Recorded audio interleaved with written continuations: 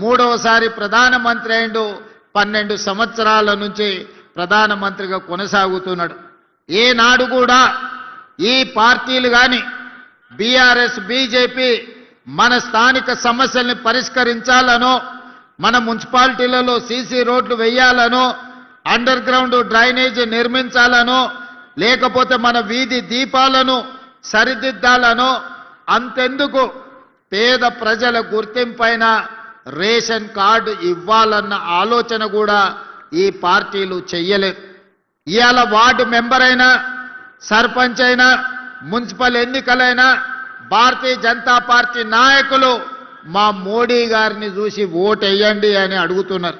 నేను ఒక్క మాట అడగదలుచుకున్న బీజేపీ నాయకులను, పెళ్లి పెద్దను చూసి పిల్లనిస్తే పిల్లగానోడు పనికిరానోడైతే సంసారం చేసేది ఎవరు అని నేను అడుగుతున్నా.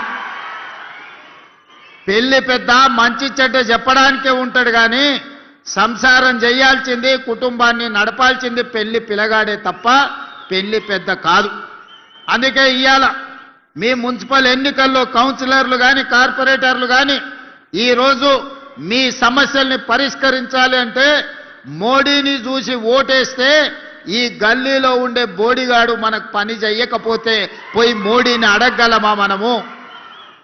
అదేవిధంగా ఈరోజు బీఆర్ఎస్ వాళ్ళు మొన్న జరిగిన శాసనసభ ఎన్నికల్లో అధికారం పోయింది. ఆ తర్వాత పార్లమెంట్ ఎన్నికల్లో గుండు సున్నా వచ్చింది. ఆ తర్వాత సర్పంచ్ ఎన్నికల్లో మీరందరూ కాంగ్రెస్ పార్టీ కార్యకర్తలు కలిసి బీఆర్ఎస్ పార్టీని బొందదీసి పాతి పెట్టారు.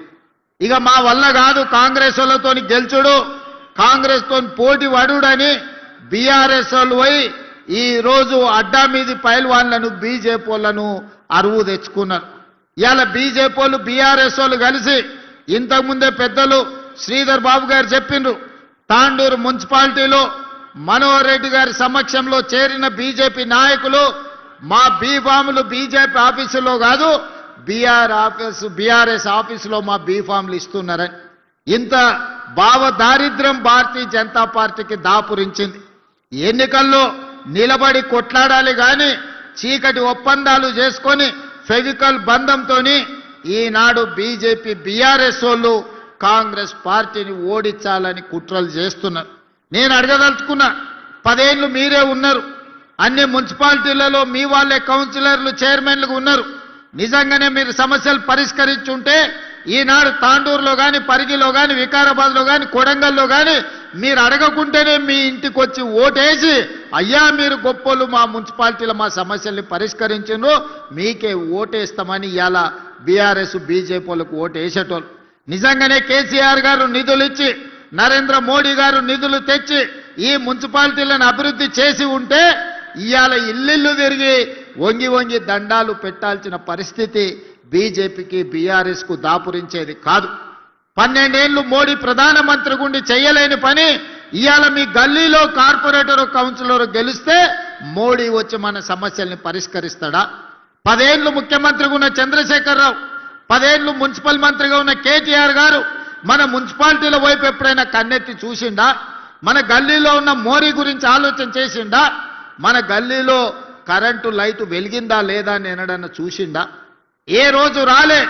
కానీ ఇవాళ చావు బతుకుల మధ్యలో ఆ పార్టీకి ప్రజలు తద్దినం పెడుతుంటే ఇవాళ రేపు వచ్చి తాండూరులో ఓట్లు అడగడానికి వస్తుండంట.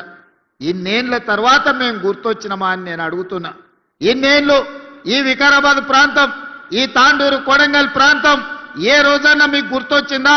మా ఓట్లే కావాల్సి వచ్చినాయి కానీ మా సమస్యల్ని మీరు ఎప్పుడన్నా పట్టించుకున్నారా అని చెప్పి నేను బీఆర్ఎస్ వాళ్ళని అడుగుతున్నా.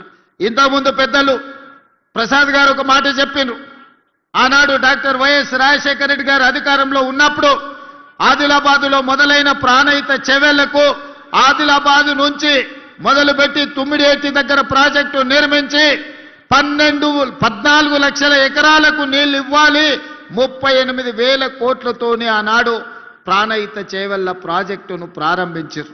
చేవెళ్లలో శిలాఫలకం వేసినప్పుడు డాక్టర్ వైఎస్ రాజశేఖర రెడ్డి గారు చేవెళ్లకే కాదు వికారాబాద్ తాండూ పరిగి ప్రాంతానికి కూడా గోదావరి జలాలు రావాలి, ఎడారిగా మారిన మా ప్రాంతాన్ని అభివృద్ధి చేయాలి, ఎల్లకాలం మేము కల్తీ కళ్ళు తాగాల్సిందేనా మేము కందులు వండించుకొని బతకాల్సిందేనా అని చెప్పి ఈ ప్రాంత రైతాంగం డాక్టర్ వైఎస్ రాజశేఖర రెడ్డి గారిని అడిగారు.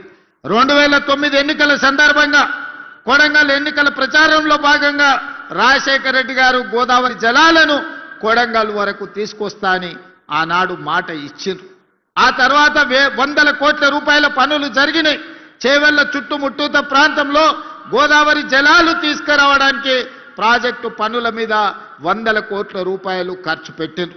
ఉమ్మడి రాష్ట్రంలో జరిగిన పనులు తెలంగాణ రాష్ట్రం వచ్చిన తర్వాత చంద్రశేఖరరావు గారు తెలంగాణ ముఖ్యమంత్రి అయిన తర్వాత రంగారెడ్డి జిల్లాకు గోదావరి జలాలు ఇచ్చేది లేదు అని మల్లన్న సాగర్, కొండపోయచ్చమ్మ సాగర్, అదేవిధంగా రంగనాయక సాగర్ ప్రాజెక్టులు మెదకు జిల్లాలో కట్టుకున్నాడు. కానీ రంగారెడ్డి జిల్లాకు చుక్క నీళ్ళు ఇచ్చేది లేదని ప్రాజెక్టులే పడావు పెట్టిండ్రు. ఇవాళ సజీవ సాక్షిగా ఎవరైనా మీరు హైదరాబాద్ వెళ్తుంటే చేవెళ్ల చౌరస్తా దగ్గర ప్రాణహిత చేవెళ్ల ప్రాజెక్టు శిలాఫలకం అక్కడ కనిపిస్తుంది చూడండి. ఆ నుంచి 4 కిలోమీటర్ల లోపలికి పోతే అండర్ గ్రౌండ్ టన్నెళ్లు చేసిన పనులు ఎక్కడొక్కడనే నిలిచిపోయి కనిపిస్తున్నాయి. నేను అడగదలుచుకున్న చంద్రశేఖరరావు గారిని, ప్రతి సంవత్సరం గోదావరిలో ఈనాడు సముద్రంలో 3000 టీఎంసీలు కలుస్తున్నాయి. ఇది నేను చెప్పలే, చంద్రశేఖరరావు గారే గోదావరి జలాల మీద శాసనసభలో పవర్ పాయింట్ ప్రజెంటేషన్ ఇచ్చినప్పుడు చంద్రశేఖరరావు గారే స్వయంగా చెప్పినారు, గోదావరిలో ప్రతి సంవత్సరం 3000 టీఎంసీలు వృధాగా సముద్రంలో కలుస్తున్నాయి. ఎన్ని నీళ్ళైనా వాడుకోవచ్చు, ఎన్ని నీళ్ళైనా పారించుకోవచ్చు. చంద్రబాబు నాయుడు నీ సూచన చేస్తున్నా, మాది ఎత్తు పల్లాలు ఉన్నది కానీ మీది బాగుంది. మీది విజయనగరం నుంచి శ్రీకాకుళం విజయనగరం నుంచి మొదలు పెడితే చిత్తూరులో నెల్లూరు దగ్గర నాయుడుపేట వరకు నువ్వు గోదావరి జలాలు తీసుకెళ్ళు, నీకు నేను సూచన చేస్తున్నా అని ఈ మొనగాడు పోయి ఆయనకు సలహాలు చెప్పబోయింది. ఆయనకు సలహా ఎందుకు చెప్పినావని నేను అడుగుతలేను. ఈనాడు గోదావరి జలాలలో 3000 టీఎంసీలు సముద్రంలో కలుస్తుంటే కళ్ళు అప్పగించి సూచనవు కానీ 3000 టీఎంసీలలో ఒక 300 టీఎంసీలు మా రంగారెడ్డి జిల్లాకే ఇస్తే 30 లక్షల ఎకరాలకి ఈనాడు తాగునీరు వచ్చి ఉండేది కదా. ఏం పాపం చేసిన మా రంగారెడ్డి జిల్లా వాళ్ళని నేను అడుగుతున్నా. ఇవాళ మా కొడంగల్, వికారాబాద్, తాండూరు, పరిగి, చేవెళ్ల, మహేశ్వరం లాంటి నియోజకవర్గాలు, ఇబ్రహీంపట్నం లాంటి నియోజకవర్గాలు ఇవాళ తాగునీరు, సాగునీరుకు అల్లాడుతున్నాయంటే 10 సంవత్సరాలు తెలంగాణ రాష్ట్ర ముఖ్యమంత్రిగా మీరు మాకు చేసిన ద్రోహం కాదా అని నేను ఈ వేదిక మీద నుంచి సూటిగా వారిని అడుగుతున్నా. ఎందుకు ఉమ్మడి రాష్ట్రంలో సమైక్య పాలనలో సీమాంధ్ర పాలకులు మంజూరు చేసి పక్క రాష్ట్రమోడు మనకు నిధులు ఇచ్చి అనుమతులు ఇస్తే సొంత రాష్ట్రంలో పుట్టి పెరిగిన తెలంగాణ ఉద్యమకారుడు అని చెప్పుకున్న చంద్రశేఖరరావు రంగారెడ్డి జిల్లాకు గోదావరి జలాలు రాకుండా ఎందుకు అడ్డుకున్నాడో ఇవాళ రంగారెడ్డి జిల్లాలో మేము నాయకులమని చెప్పుకునే సబితా ఇంద్రారెడ్డి గారు సమాధానం చెప్పాలి. కాంగ్రెస్ పార్టీ సింబల్ మీద గెలిచి 10 ఏళ్ళు అధికారం అనుభవించి అన్ని హోదాలలో సంపాదించుకొని 2014లో 2018లో కాంగ్రెస్ పార్టీ మీకు అండగా నిలబడితే 2018 కాంగ్రెస్ బీఫామ్ మీద గెలిచి మీరు బీఆర్ఎస్ పార్టీలకు పోయినప్పుడు వారు ఏం చెప్పిండ్రు? రంగారెడ్డి జిల్లా అభివృద్ధి కోసమే పార్టీ ఫిరాయిస్తున్నా అని చెప్పిండ్రు. మరి నిజంగానే అభివృద్ధి కోసం పార్టీ ఫిరాయించుంటే చేవెళ్ల ప్రాజెక్టును పూర్తి చేయడానికి అనుమతులు, నిధులు ఎందుకు తీసుకురాలేదో ఈ రోజు రంగారెడ్డి జిల్లా ప్రజలకు సబితా ఇంద్రారెడ్డి గారు సమాధానం చెప్పాలి. నిన్నమన్నా వారు వస్తున్నారు, ఎన్నికల్లో ప్రచారం చేస్తున్నారు. మీరు చేసిన ద్రోహానికి ఈ ప్రజలను కలిసే నైతిక అర్హత సబితా ఇంద్రారెడ్డి గారికి ఉన్నదా అని నేను అడుగుతున్నా. ఇవాళ ఈ జిల్లాను చంద్రశేఖరరావు ఎట్లాగూ మనోడు కాదు, చంద్రశేఖరరావు పరాయోడే. చంద్రశేఖరరావు పక్క చూపులే చూస్తాడు, పక్క రాష్ట్రం కోసమే పనిచేస్తాడు. రోజమ్మ పెట్టిన రొయ్యల పులుసు తిని రాయలసీమను రతనాల సీమ చేస్తా అని చెప్పిండు చంద్రశేఖరరావు. కానీ రంగారెడ్డి జిల్లాలో ఓట్లు, సీట్లు అన్ని బీఆర్ఎస్కి ఇస్తే గోదావరి జలాలు మనకు తీసుకొస్తాని చెప్పలే. పాలమూరు రంగారెడ్డి పూర్తి చేసి నీళ్ళు ఇస్తా అని ఊరిచ్చి లక్ష్మీదేవి పల్లికాడ భూసేకరణ కూడా చేయలే. ఆడ పెద్ద రిజర్వాయర్ కడతా అని చెప్పిండు. మా రామ్మోహన్ ఎప్పుడు కలిసినా కూడా మనం ఏదైనా చేసి లక్ష్మీదేవి పల్లిలో భూసేకరణ చెయ్యాలి, అక్కడ ప్రాజెక్టు కట్టాలి అని చెప్తున్నాడు. తెలంగాణలో ఎత్తైన ప్రాంతం నెత్తి మీద కుండ పెట్టుకొని ఒక బొక్క పెడితే ఎట్లయితే మనిషి ఎంత తడుస్తాడో తెలంగాణ మొత్తానికి ఎత్తైన ప్రాంతం లక్ష్మీదేవి పల్లి అక్కడ రిజర్వాయర్ కడితే రంగారెడ్డి మహబూబ్నగర్ జిల్లాలో నీళ్లు వస్తాయని నేను కాదు చెప్పింది, చంద్రశేఖర్ రావే చెప్పింది. మరి ఎందుకు కట్టలేదే, ఎందుకు భూసేకరణ చేయలేదు? అందుకే ఈ వేదిక మీద నుంచి మా రామ్మోహన్ రెడ్డి గారు అడిగినట్టుగా లక్ష్మీదేవి పల్లి భూసేకరణ తొందరలోనే సేకరిస్తాం.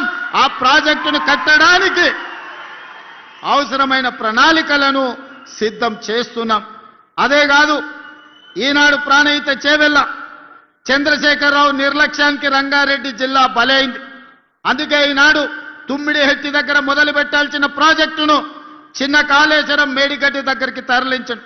మంతని పెద్దలు శ్రీధర్ బాబు గారు ఇక్కడనే ఉన్నారు. మేడిగడ్డ సుందిల్లా అందారం ఆడ లిఫ్టులు బ్యారేజీలు కట్టిండు.